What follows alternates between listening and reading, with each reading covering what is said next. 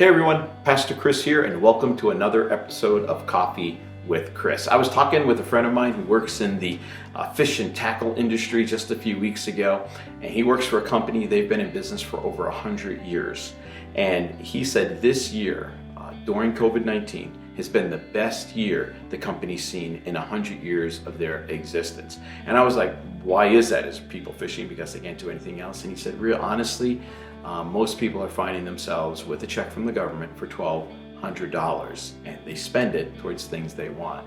And I was like, boy, that's really interesting, because that check is to help offset, paychecks. It's to help with our rent. It's to help with food. But a lot of people are just using it for luxury items like fishing items. And there's a verse in Scripture that talks to us and warns us about this. It's in Proverbs chapter 23, verses 1 and 2. It says, "When you sit down to eat with a ruler, observe carefully what is before you, and put a knife to your throat if you are given to appetite." And what it's saying there, if you get invited to this huge kind of feast, be careful. Be careful, because what could happen is this huge blessing can turn into an avenue for you to do something kind of stupid or sin. There's an interesting quote. I used to think Mark Twain said it, but I can't find him written down anywhere. It says, "Much righteousness is a lack of opportunity." And what it's saying there in reverse is, if you get opportunities, be careful, because in those opportunities there can be this leaning towards excess, or even this concept of, or this idea of disobeying God in sin.